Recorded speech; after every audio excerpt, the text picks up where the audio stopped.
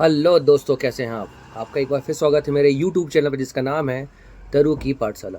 आज हम यहाँ बात करेंगे, एक बार फिर से बात करेंगे हमारे समाज में सोशल मीडिया और पिक्चरों के द्वारा फैलते नग्नता को लेके, कि जिसमें कई लोगों को आपने ऐसा देखा होगा जो आजकल अपने कंटेंट के जरिए बहुत ही गंदगी फैला रहे हैं।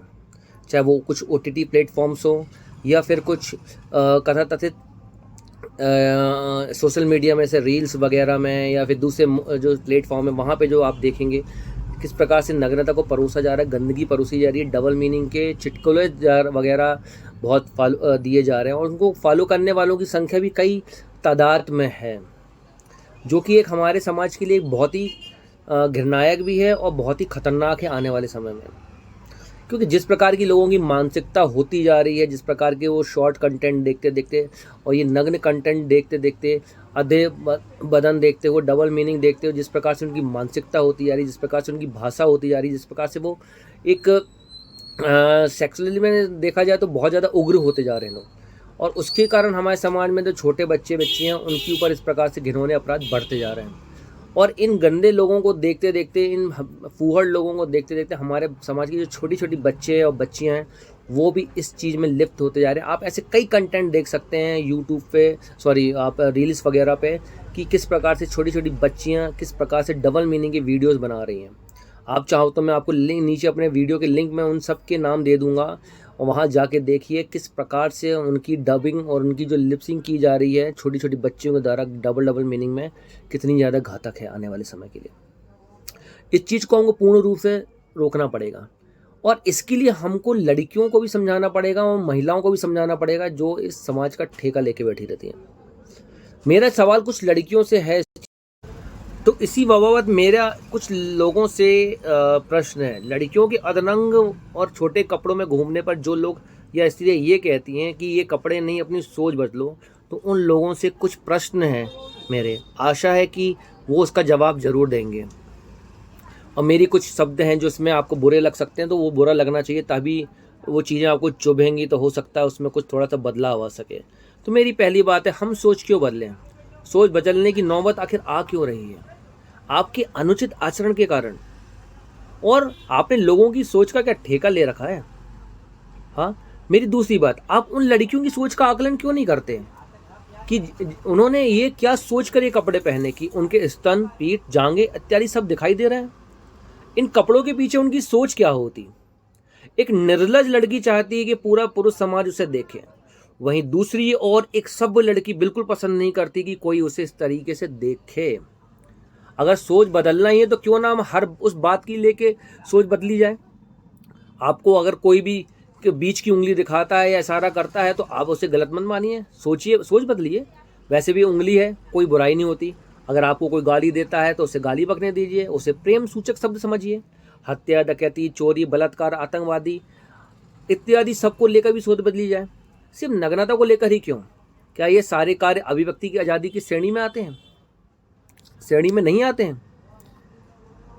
कुछ लड़कियों की बात आपको ये तय करती है कि हम कुछ भी कर सकते हैं। जी, बहुत अच्छी बात है, आप ही तय कीजिए कि लड़कियां क्या पहनेंगी, क्या नहीं पहनेंगी। तो उसी प्रकार लेकिन पुरुष भी किन लड़कियों को सम्मान देगा, मदद करेगा, ये फिर ये स्त्री नहीं, वो पुरुष उस चीज़ को तय करेगा। हम किसी का सम्मान नहीं करेंगे, इसका अर्थ ये नहीं कि हम उनका अपमान करेंगे। फिर कुछ लड़कियां कहती हैं कि हम क्या पहनेंगे ये तय हम करेंगे, पुरुष नहीं। जी, बहुत अच्छी बात है, आप ही तय करिए। लेकिन पुरुष भी फिर किन लड़कियों को सम्मान देगा, किस महिला को सम्मान देगा, मदद करेगा, फिर ये पुरुष तय करेगा, स्त्री नहीं।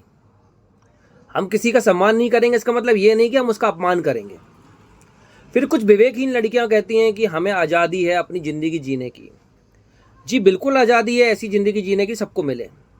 व्यक्ति को चरस, गांजा, ड्रग्स, ब्राउन शुगर लेने की आज़ादी है, गाय भैंस का मांस खाने की आज़ादी है, वैश्यालय खोलने की आज़ादी है, पोर्न फिल्में बनाने की आज़ादी है, उसको देखने की आज़ादी है, उसको हर तरफ फैलाने की आज़ादी है। हर तरह से व्यक्ति को आज़ादी है। समाज को संस्कारों का पाठ पढ़ाने वाली कुंठित स्त्रीय समुदाय क्या इस बात का उत्तर देंगे कि क्या भारतीय परंपरा में ये बात शोभा देती है कि एक लड़की अपने भाई या पिता के सामने अपने निजी अंगों का प्रदर्शन बेशर्मी से करती है? क्या लड़कियां पुरुषों को भाई और अपने पिता की नज़र से देखती हैं, जब ये खुद कहती हैं कि ये पुरुष को हमको हमारी माँ और बहन की नज़रों से देखना चाहिए?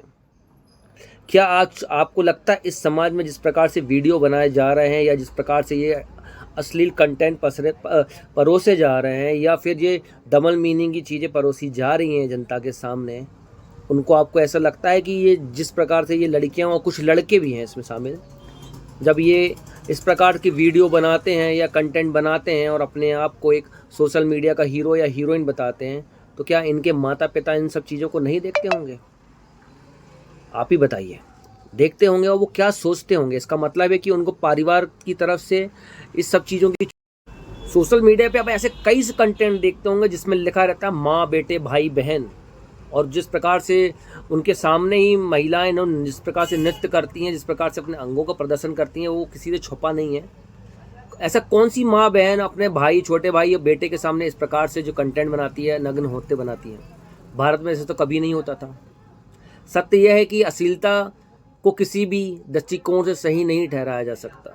ये कम उम्र के बच्चों को यौन अपराध की तरफ ले जाने वाला एक नशा है और एक नशे की दुकान के समान है, और इसका उत्पादन कुछ स्त्री समुदाय करता है। भले मैं जो कुछ बोल रहा हूँ सत्य है, आपको इस बात का बुरा लगता है, ऑब्जेक्शन ले सकते हैं। जिस प्रकार आपको अभिव्यक्ति की आज़ादी, उस प्रकार मुझे भी अभिव्यक्ति की आज़ादी, ये सब बोलने की, लोगों को आईना दिखाने की। मानसिक विज्ञान के अनुसार 4 तरह के नशे होते हैं, उसमें से अश्लीलता भी एक है।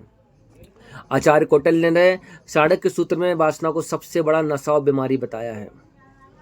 गली गली और हर मोहल्ले में जिस तरह शराब की दुकान खोले जाने में बच्चों पर इसका बुरा असर पड़ता है, प्रभाव पड़ता है, उसी तरह अश्लीलता समाज में यौन अपराधों को जन्म देती है और इसको किसी भी तरह से उचित नहीं ठहराया जा सकता। विचार कीजिए, चर्चा कीजिए या फिर मौन हो लीजिए, मुझे अब कोई फ़र्क नहीं पड़ता। समाज के ठेकेदार सिर्फ हम कुछ लोग नहीं हैं या कुछ वो लोग नहीं हैं जो उसको सही गलत ठहराते हैं। आपको भी इस बारे में सोचना होगा। मेरा वीडियो देखिए और अपने विचार भी दीजिए। मुझे किसी प्रकार का कोई भय नहीं है अगर कोई इस पे ऑब्जेक्शन भी उठाता है कि मैंने किस प्रकार से भाषा का प्रयोग किया, किस प्रकार से कुछ किया। मैं भी किसी समाज को, कुछ लोगों को आईना दिखाना चाहता था, क्योंकि मेरा भी दिल दुखता है जब मैं अपनी छोटी छोटी बच्चियों को इस प्रकार से अश्लील वीडियो बनाता हुआ देखता हूँ। मेरा भी दिल कांपता है। मैं हमेशा कंटेंटों पे मैं रिपोर्ट करता आ रहा हूँ, हमेशा करता हूँ, और आपको भी ये करना चाहिए। अगर हमको अपने छोटे छोटे बच्चों को और दूसरे महिलाओं को बचाना है तो हमको इसके ऊपर आवाज़ उठाना होगी, इन कंटेंटों की रिपोर्ट करना होगी।